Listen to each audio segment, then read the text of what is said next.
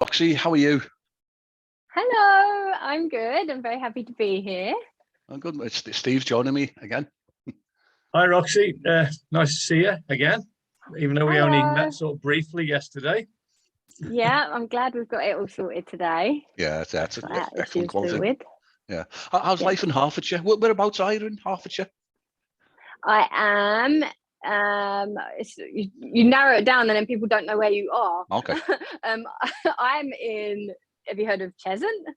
The only two places I know are St Albans and Welwyn Garden City, because I used to do a little bit of work down there, but that's it. They're up there. They are a little bit further. They're like what 20-30 minutes away from me. So I'm near Enfield. Is Enfield? Have you heard of Enfield? Yeah. Harry Enfield. Oh, there we go. Yeah. Harry Enfield, just Enfield. But yeah, I normally narrow it down to where I am, and people will get lost. So I never know how to answer that question. Okay. You're closer to London then than St Albans and Welwyn. Yeah. Yeah. So I'll either say Hertfordshire or London. That's my two go-tos when people ask where I'm from. Okay, we're going to talk about the GUIDAL, but before we talk about your writing, tell us a bit about yourself, what you do outside of writing, hobby-wise. Okay, well, I've got a full-time job. I'm a full-time PA with an office dog. He comes to work with me, so I've got a very relaxed environment at work. And other than writing, which is obviously my passion and my main hobby, and that come about in 2018, other than that, I am a YouTuber, so you'll catch me filming videos for my YouTube, or walking my dog, or baking with my mum. I love baking and making crafty things, so I make jewelry, which I have some on my wrist actually, if this is going to be a video. So I make jewelry with my mum, candles, just little creative bits really, but writing is obviously my main passion. Did you say an office dog at the beginning? I have an office dog, yeah. My little Labrador, he comes to work with me every day. So I've got a really nice environment at work, and it's perfect for writing because my job is really stress-free, and I have a little notepad next to me. And so I'm in my own little world, thinking about my characters and my world, and writing down jotting down notes and plot lines and stuff like that next to me. And my little dog, he sleeps behind me. So it's a really nice environment. Tell me a little bit about your YouTubing. I've not seen any of it myself, but that sounds like it's interesting. Anyway, so tell us about your novel launch that was on, I think it was Saturday, was it? How did that go? And I noticed you put a comment on your Twitter account, is what next? Well, what does that mean, what next? Is that more launching stuff or more events to launch the book, or does that mean next books? Tell me more. Okay, so I was really ambitious when I got a book deal of what I wanted my book launch to look like, and I wanted it to be like a fun day event. And I reached out to a local park near me that my mum and dad had done a lot of work for, a lot of volunteering for, and I thought that I would get them as a venue easily because of how important my mum and dad was in the park. But they wanted me to get the charity on board before they would let me have their venue for my launch. So once I couldn't get that as my venue because I couldn't get the charity, they just wasn't messaging me back. I then started reaching out to local bookstores, but I don't have very many in my area. I have literally 3, I think. We've got a WH Smith's, a Waterstones.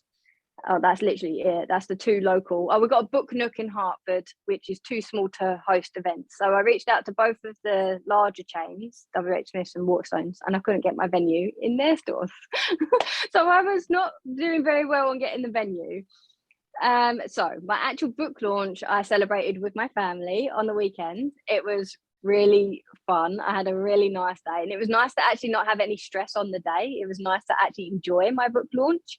And I'm actually going to celebrate the book launch at the Hearts Book Festival in a few weeks. So I'm going to be there on the 7th and the 8th of May to actually celebrate with the public. Oh, that's great. Who else is at your book launch? Is there any other big writers or authors you know about at the moment? Or At what, the Hearts Book Festival? Sorry, at the Book Fest. Yeah, I meant, There's a lot of authors there, and I have looked into all of them, and I've started like following their social medias, but I don't actually recognize any of them. I think there are some ones who had like quite a few followers on Twitter, so they're definitely established. But no, I didn't recognize any of them. All right, I've been to a couple of book fests all over the country, and I quite like them. You get some really interesting people at them. It's good to listen to people, isn't it? You know, and the different books that they come out and the different stories. Yeah, really I will be doing my rounds. I will be doing my rounds. My mum's coming with me. She's going to look after my stall, and I want to go and meet as many different authors as I can and have a chat with them all. Enjoy yourself. I enjoy that. Yeah. Go for it. Excellent. Yeah. Taking the dog. Yeah. Oh my God, I didn't think about that. He would love to come. I'm going to put some thought into that and see if he can come with me. Excellent. So tell us about the book then, Roxy, the GUIDAL. I can't pronounce it. Discovering PURACORDIS, is that? How do you pronounce it? PURACORDIS. PURACORDIS. Yeah. PURACORDIS. Yeah. Okay, so the book was actually so I'd have to go back way back when I was in school.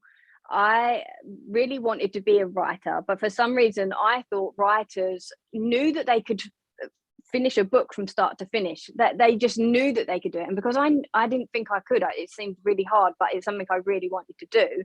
I used my English teacher to see if she could spot in me that I had what it took to write a book. And she gave me an assignment to write a short story. And that's when I fell in love with writing and knew that's what I wanted to do when I was older. And she there was this one sentence in the book in particular that I was so impressed with, and I thought, okay, if I'm destined to be a writer and I've got what it takes, my English teacher is going to spot this sentence and tell me that I've got what it takes. So I gave my book back in to Mark, and when she gave it back to me, I turned straight to that one page, that one sentence that I was so happy with. And she had noticed my sentence, but she told me it was unrealistic. So I thought, oh no way. Yeah. So I closed my notebook and I thought, okay, so I don't have what it takes to be an author. So I closed my book, I put it away, and I didn't write again for 15 years. Not at all, not a single word. And I couldn't even read fiction books, because when I would read it, I'd get really upset that I was not destined to do this. This is something I really wanted to do, but I can't do it. So I couldn't read fiction. I used to read a lot of non-fiction. And in 2018, my best friend, she gave me a non-fiction book called You Are a Badass by Jen Sincero. And this book basically said, just do it, just try. What have you got to lose? So I thought, okay, you know what? I'm going to do it. I'm going to try. So I started writing non-fiction at first because I didn't have a story. And as I was writing a non-fiction, in the back of my mind, I was thinking, you don't want to be writing non-fiction, you want to be writing fiction. And one night I had a really powerful dream, and I woke up in the morning and I was like, oh my God, this is my story. I have it. And I woke up in the morning and I started outlining the book, the GUIDAL, Discovering PURACORDIS. And the name, the GUIDAL, came from my dream. I woke up in the morning and I was repeating it. I was saying, okay, the GUIDAL, the GUIDAL, the GUIDAL, and I wrote it down. And now here it is. It's now a book. Wow. Have you got a copy nearby? Yeah, it's not open. It's got a little ribbon around it. First hot off the press. Yeah, it is, isn't it? Yeah. So in a nutshell, so happy. So in a nutshell, then, so what is Discovering PURACORDIS? Well, if I told you that, then I'd give away the book. Right. But the GUIDAL was obviously from my dream, but Discovering PURACORDIS was from me, because obviously only half of this can come from a dream, and then the other half has to come from me. So the Discovering PURACORDIS is the name I gave to the element in my dream. So I invented that bit. Yeah, so don't give any spoilers away, obviously, because we wouldn't want to do that. Yeah, fair enough. The main character's name, Aurora, is this a play on the Northern Lights, you know, the Aurora Borealis? No, it wasn't. It's not. Aurora took, so most of my characters' names, they come really easily to me, but two characters that didn't come straight away was Aurora and Paxton. And when I come across their name, maybe I heard somebody call it out, it just immediately stuck. And both Aurora and Paxton, that it just happened with both of them characters. The rest of them kind of, it fit immediately, and I knew what their names were. But Aurora and Paxton, it took me a little bit longer to name. So they were just like blah, or just like character for a while. I didn't have a name for them for a while, and then it just stuck. It just came and it clicked. Yeah. So Terry obviously thought it was something to do with the Northern Lights, and I thought it may have been based on you. As a rough guess, didn't know. Yeah, no, neither. I didn't do that. I know some people do that. They pick names that main character names that are associated with the author, but I didn't want to do that. I was looking for the name that was her. Like, I felt her energy, like I felt who she was, and no names were sticking. It was really hard to name her. And when Aurora I think somebody mentioned it, or I heard the name in passing, and I was like, oh my god, Aurora. But since because I started writing her in 2018, since naming her, there's been Aurora Rising, a fiction book called Aurora Rising. It's really popular, and I thought, oh no, now people are going to think I've copied that. Yeah. She's got white hair as well. I think she's got white hair with a black streak even. I'm not 100% sure on that. And so's my character. And I did not even know about Aurora Rising when I wrote my book. Ask you about the comments from on your Twitter the other day, that somebody mentioned that there was, well, let's just say it was sex and genitalia mutilation and other things, which I won't mention live on here, in your book. And I read some of the comments, and I was like quite shocked. I thought, where's they got that from? Because the bits I did read, which is not a great deal, I must admit, I couldn't say anything like that. But so, where are these getting this from? And can you understand where they're coming from? I don't think you can either, but shed any light on it. It's a strange one, isn't wow. it? It's not an adult book, is it? It's not an adult themed book. No. It's for 12 plus. And exactly. I'm going to schools. So I was horrified. I woke up in the morning and I was horrified that my name, @Roxy Eloise, had been hashtagged with these two terms. And I was like, what is going on? And so somebody commented asking me if it was a marketing ploy, but it is not.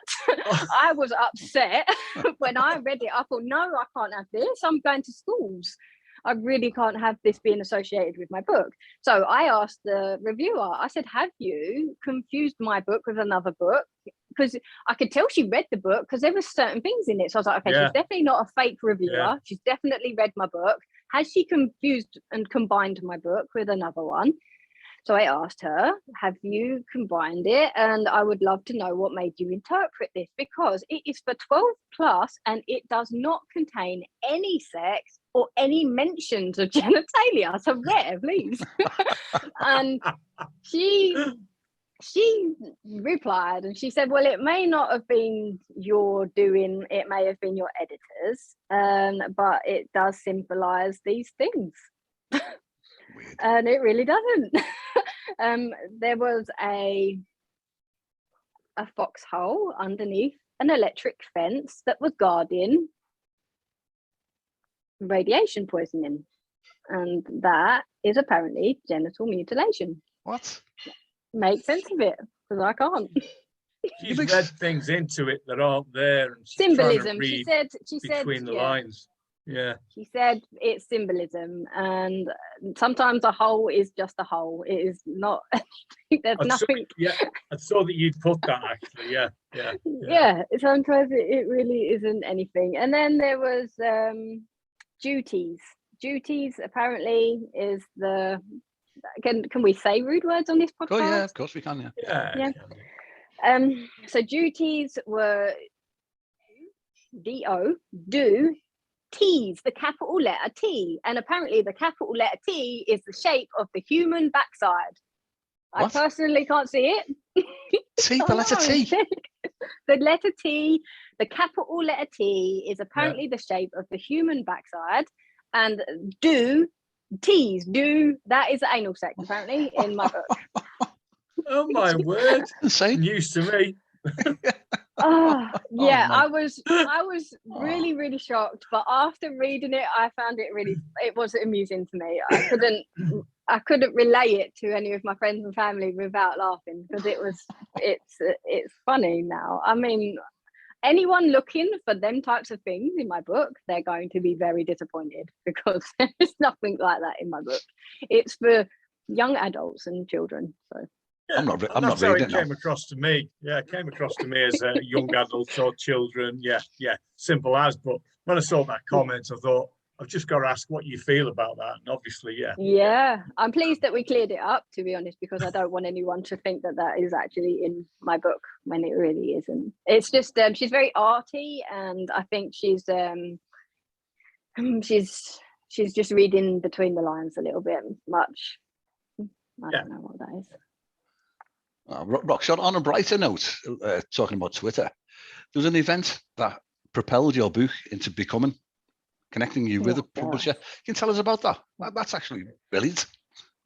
Yeah, it's called Pitchmad. It's an event called Pitchmad, and it is on 4 times a year on Twitter for the main genres. And I kept seeing this hashtag. I signed up to Twitter in, I think it was January 2021, but I was so nervous to speak to anyone. I felt like the new girl in school, that I actually remained silent for a whole month on Twitter, just scrolling and seeing what was about, and following a few authors, until finally I put out my first tweet in February, and then overnight I got 700 followers, and Twitter banned my account for a day. What?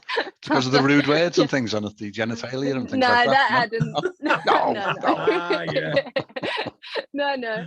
They thought something fishy was going on, and it was a lot of followers overnight, so they suspended my account for a day. And whilst I was suspended, I just kept seeing the hashtag Pitchmad, and I knew it was familiar to me, but I had no idea what it was. So it took a few weeks before my curiosity got the better of me, and I thought, okay, what is Pitchmad? I've got to find it out. So I searched it, and the event was that day. The day that I searched what Pitchmad was the day of the event, and I had maybe an hour to prepare a pitch. It's got to be 160 characters, the size of the tweet.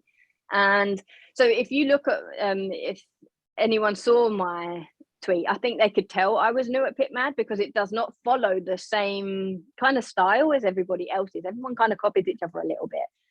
So I think mine stood out for that reason, because I wasn't copying everyone else, because I didn't know how to do it. I just created this pitch within an hour, and I didn't get on some, like they call retweet lists, where you're asking people to help you out. I'm participating in Pitchmad. Can you retweet my tweet when I do it? And you get on lists, and people will retweet you. And I didn't get time to do any of that. So mine was just organic, I guess, and I got on the top page of the hashtag Pitchmad that day. I was right at the top. I searched Pitchmad, and I was on the first page. So I got enough likes and retweets to attract my publishers, and when they like your post, it means that they invite you to pitch to them properly. They want a full manuscript, and so they asked me for my full manuscript. And after a few rounds of telling them what my book included and how like the rest of the series, because they were interested in the whole series, after a few rounds they offered me a contract, and that's it. So I've got a contract for the whole series. So it's 3 books, it's a trilogy, and the first one obviously just to come out on Saturday, and the next one is expected by the end of the year. So you've started writing the second book, and you're thinking about the third then, yeah? Well, the second book is actually finished. I've written the second book, and it's going through its first round of edits now, because I didn't want to be under pressure, like deadlines and stuff, because I can't write too well under like intense pressure. So I made sure that I started as soon as book 1 was finished. I carried on writing. I didn't stop. And book 3 is a quarter finished, a quarter started. So I think quarter of the way and through. yeah, a quarter of the way through. And I also I jumped ahead and wrote the last ever chapter of the series as well. So that is written. And I didn't think I was capable of that. When I heard people did that, I was like, wow, how do you do that? I could not do that. But I got a quarter of the way through book 1, and I just knew I just needed to write it down. I needed to get it out. Yeah. I knew how it was ending. And so yeah, the final chapter's written as well. I love it. It's the best chapter. What's your routine then? Do you use notepad and pen, or do you do your laptop? Would you go around making notes in the day, or do you just sit down and try and concentrate and write X amount of thousands of words? What do you find best for you? So the best thing I'd say for a writer is to keep your mind on your characters as often as you can. So when you're like doing menial jobs that don't really take your attention, you need to be thinking about your characters, and you need to keep your head in the world, because then when it comes to actually writing down, you're excited. When you actually get time to write, you're actually excited to get it out on paper. My job, as I said earlier, is really easy, and I don't have to use my mind too much. So my head is in my characters all day long if I can help it. And I have a notebook next to me, next to my mouse, and whenever an idea comes, like a storyline, and I'm like, yeah, oh my god, that's brilliant, I'll write it down. And I have a wad of just scrap pieces of paper that really they're just filed away now from the first book. I tried to stop using notebook, like it's just scrap paper. It's not even a notebook. I keep calling it a notebook, but it's actually not. It's just paper folded in half and put by my mouse, and that is what I use. And if I'm out and about, I use notes on my phone. When something comes to me and I'm like, okay, I need to remember that, I will use notes on my phone. And then sometimes in the middle of the night, I will wake up and an idea, and I'm like, okay, I don't want to forget that before I wake up, so I'll quickly jump out of bed and write it down quickly and then go back to bed. So it's just because you can't force ideas, can you? You have to wait for ideas. So when they come, you want to remember them. So you have to have something handy to jot them down.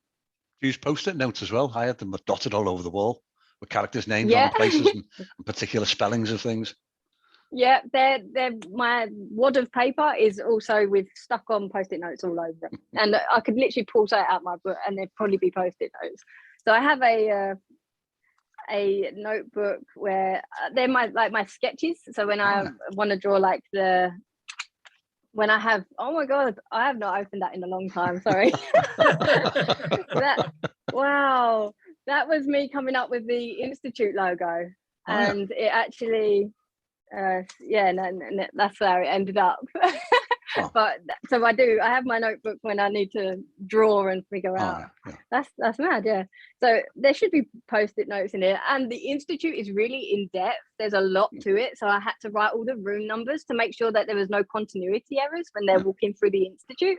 I had to make sure they're walking past like the right areas and stuff. I had to draw it all. Okay.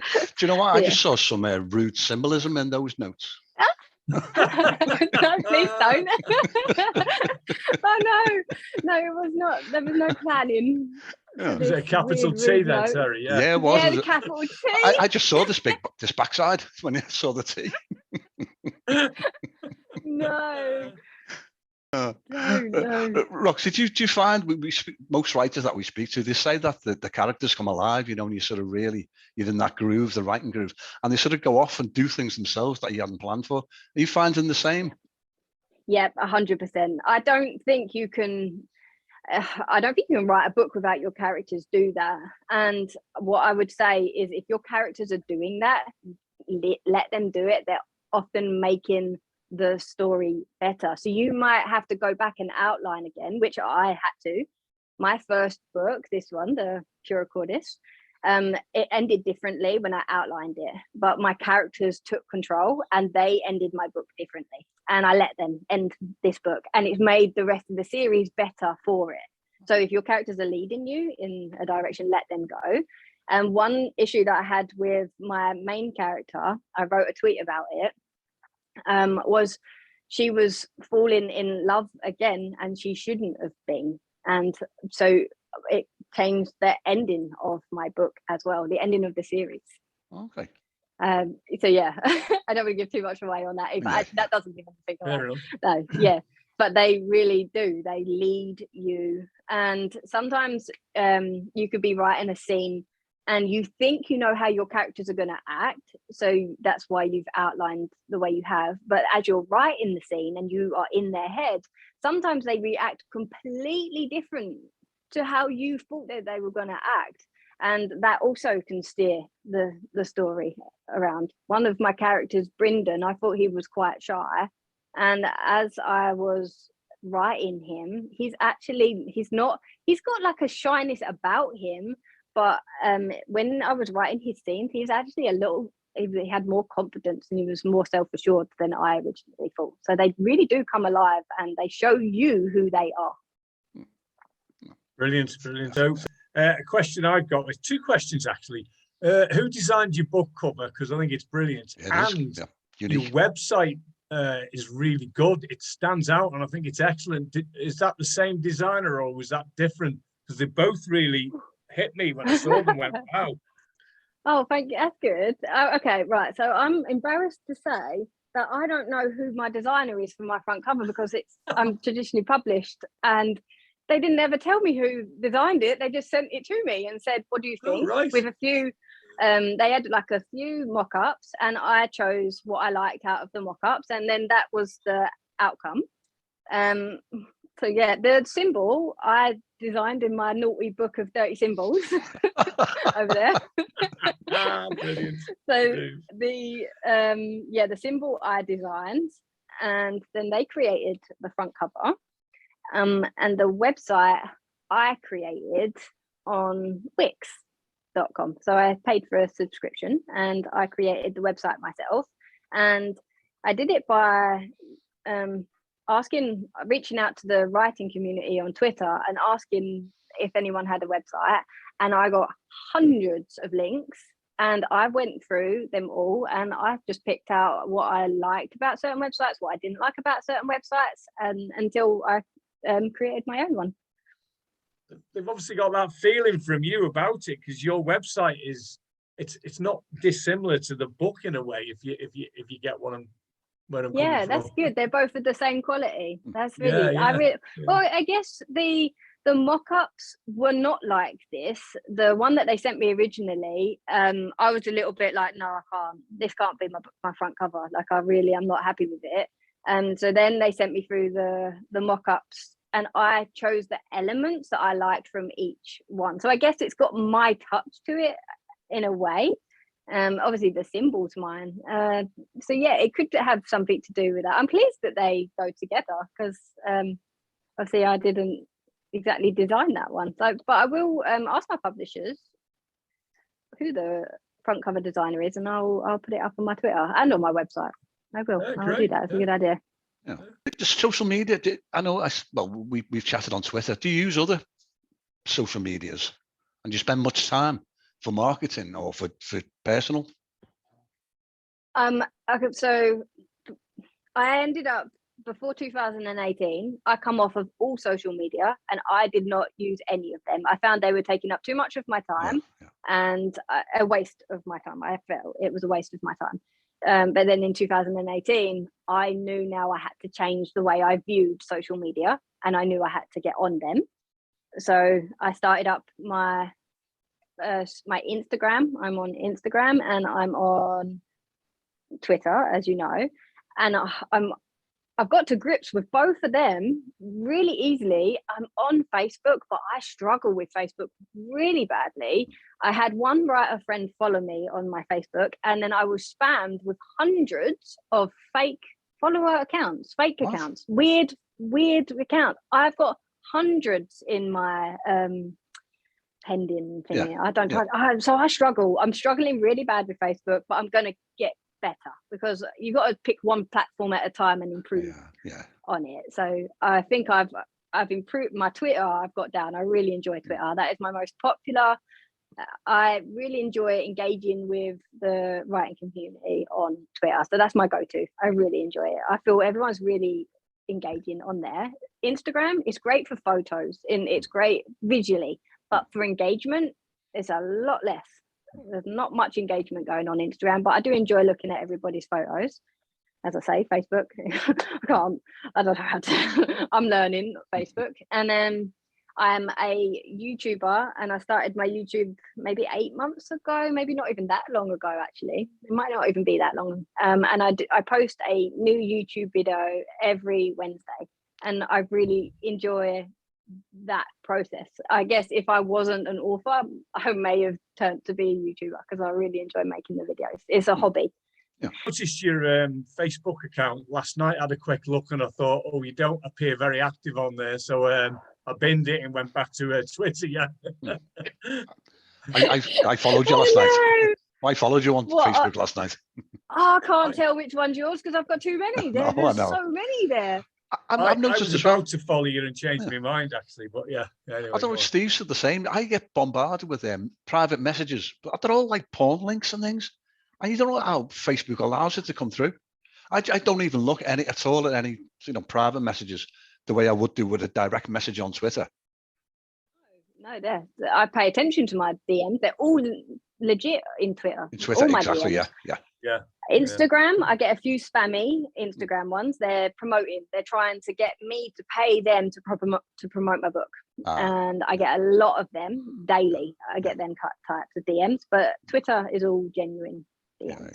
Yeah, I agree. Yeah.